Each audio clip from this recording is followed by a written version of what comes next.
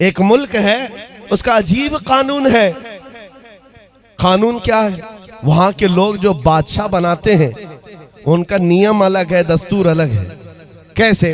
सारे मुल्क के जो उस कंट्री के लोग हैं, वो उनके जो बड़े बड़े लोग हैं वो सरहद पर जाकर खड़े हो जाते हैं उनके साल की पहली तारीख पर। और जो बंदा उनकी सरहद में सबसे पहले दाखिल होता है फजर में, उसको ताज पहना देते, उसको बादशाह बना देते। बादशाह बना देते, उसको लेकर के आते हैं, लेकिन उसको पहले बताते हैं कि साहब हमारे मुल्क का नियम है, जो हमारी कंट्री में सबसे पहले इस तारीख को आता है अजनबी, उनके गांव का नहीं, बाहर वाला, वो हमारा बादशाह होता है। और बादशाह पूछता है उसके बाद क्या करोगे? सबसे पहले वो बताते भी हैं कि साल भर तक बादशाह बनाएंगे, बस साल भर के बाद ये तारीख जो आज हमने ताजपोशी की है, जब आएगी हम जंगल में ले जाकर दरिंदों के पास छोड़ कर आएंगे। मंजूर है तो बादशाह बनो। छोड़ करके आएंगे, ये भी पक्की बात है, हमेशा का नहीं बनाएंगे, एक साल बस। कौन एक साल की हुकूमत को छोड़ता है? यहाँ 4 दिन का कारपोरेटर नहीं छोड़ता। मुल्क की हुकूमत किसी को मिल रही हो तो लोग आते थे और एक साल ऐश करते थे। और ये कौम, ये जो मुल्क है, यहाँ के बड़े लोग साल खत्म होते ही उसको उठाकर ले जाते और एक भयानक जंगल में छोड़ करके आते, जहां पहले वाले बादशाहों को भी जानवर खा गए, वो दरिंदों के हवाले हो जाता था। इसी तरह एक साल आया, इनका बादशाह छोड़ करके आ गए, नया बादशाह इनको चाहिए था। बॉर्डर पर जाकर खड़े हो गए, रात भर सरहद। सुबह जैसी हुई, देखा जो सबसे पहले दाखिल हो रहा है वो एक आलिम रब्बानी था। लोगों ने कहा आ जाइए हमारे बादशाह सलामत। उन्होंने कहा ये कैसे अचानक बादशाह, मैं नया आ रहा हूं। कहा हमारे मुल्क का ये नियम है, जो सबसे पहले इस तारीख में दाखिल होता है हम ताज पहनाते हो, बादशाह बनाते। तो उन्होंने कहा, पूछा फिर क्या होता है? कहा सारे इख्तियारात आपके, जैसा चलाना है मुल्क को चलाइए, फौज आपकी, पुलिस आपकी, सारा डिपार्टमेंट आपका। कहा फिर क्या होगा? कहा साल भर के बाद हम जंगल में ले जाकर छोड़ देंगे। साल खत्म होने के बाद बादशाह भी गई, मंजूर है तो आप बनिए, नहीं तो फिर दूसरे का इंतजार करेंगे। उस आलिम रब्बानी ने कहा मंजूर है, बन जाता हूं। ताज पहनाया, बादशाह बनाया और बड़े धूमधाम से उसको लाया और तख्त पर बिठाया और सारे कर्रों पर और शान के साथ फौज भी, वजारत भी सब बट गई। सारी चाबियां खजाने की नए बादशाह के हाथ में। लेकिन ये नया बादशाह जो आया, इसने क्या किया? सबसे पहले दूसरे ही दिन कहा सारे मेरे बड़े वजीर सामने आ जाए। जब आए तो कहा मेरी ख्वाहिश है कि मैं वो जंगल देखना चाहता हूं जहां तुम छोड़ कर आते हो। साल भर के बाद जहां छोड़ करके आते हो वो जंगल मुझे पहले दिखाओ। बादशाह की ख्वाहिश है, एहतराम करना है, जो बादशाह कहेगा उस पर अमल करना है।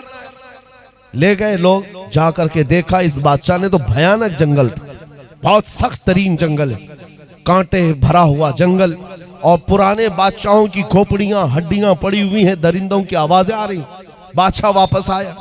आने के बाद उसने रात को बड़े बड़ी जो वजारतें थी, डिपार्टमेंट थे, उनको बुलाया और कहा मेरे महल से लेकर उस जंगल तक एक खूबसूरत रास्ता बनाओ। 2 महीने तक खाली रास्ता ही बनता रहा और जब खूबसूरत रास्ता बन गया तो फिर बादशाह ने बुलाया वजीरों को, कहा उस जंगल में जितने कांटे के झाड़ियां हैं सबको खत्म करो, जितनी हड्डियां पड़ी हैं सबको निकालो। 2 महीने तक वो भी सफाई करता रहा।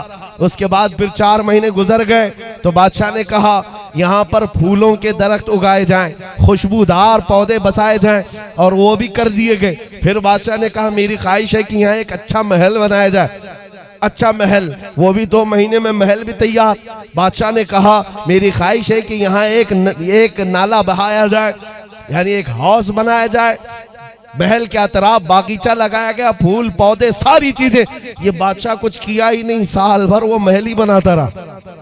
जहां ये लोग छोड़ के आने वाले थे उसको बदल ही डाला, रास्ता भी अच्छा, महल भी खूबसूरत, सब कुछ बनाया। अभी 8 दिन बाकी थे, रोज इंतजार कर रहा था कि कब साल खत्म होगा, मैं जाऊंगा, छोड़ करके आएंगे। छोड़ करके आएंगे तो अच्छा ही है, जो साल भर किया था इसने। साल खत्म होने के बाद जो डेट आई नए बादशाह के इंतखाब की, कोई आ ही नहीं रहा। इसने बुलाया, कहाँ है जिम्मेदार लोग जो बादशाह चुनते हैं, मुझे उठाओ जंगल में छोड़ाओ, नया बादशाह ले आओ। सारे आए, कहा बादशाह सलामत, हमारा नियम बदल गया है, हमारा कानून बदल गया। बादशाह ने पूछा क्या हुआ? कहा अब आप हमारे हमेशा के बादशाह, हमेशा के बादशाह हैं। इस बादशाह ने पूछा क्यों? इससे पहले सिर्फ 1 साल की वैलिडिटी थी, अब हमेशा का क्यों? लोगों ने कहा अब तक जो आते थे बेवकूफ थे, अय्याशी करते थे और चले जाते थे, उनको पता होता था कि कहां जाना है फिर भी अय्याशी करते। पहला अक्लमंद बादशाह हमने देखा जो इस कुर्सी पर बैठकर जहां जाना है वहां की तैयारी कर रहा था। इसलिए हमने सोचा हकीकत में वही बादशाह होता है। इस वाक़े को लिखने के बाद मौलाना जलालुद्दीन रूमी कहते हैं, ऐ नादान तू क्या समझ रहा है, ये दुनिया के अफ्रीका और अमेरिका के किसी मुल्क का किस्सा है? नहीं, ये पूरी दुनिया का कानून है। जब तू पैदा होता है लोग तेरे इंतजार में खड़े रहते हैं, जब तू आता है तुझे बादशाह बना लेते हैं, तेरे इर्द गिर्द तेरे दोस्त अहबाब बनते चले जाते हैं और तुझे बार बार बताया भी जाता है।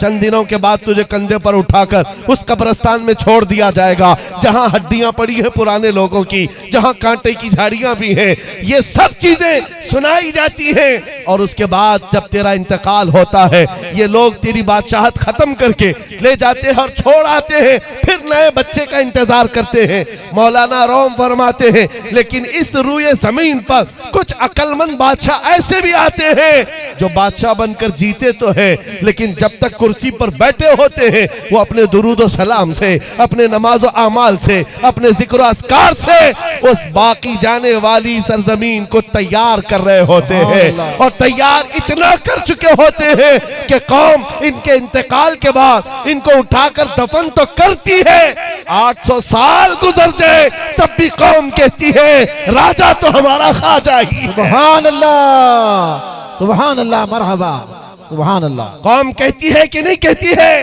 राजा तो हमारा अक्लमंद बादशाह जिसने जिंदगी में बैठकर इश्क़ रसूल पिलाया और आखिरत की तैयारियां की हैं उसी को बादशाह बनाया जाता है।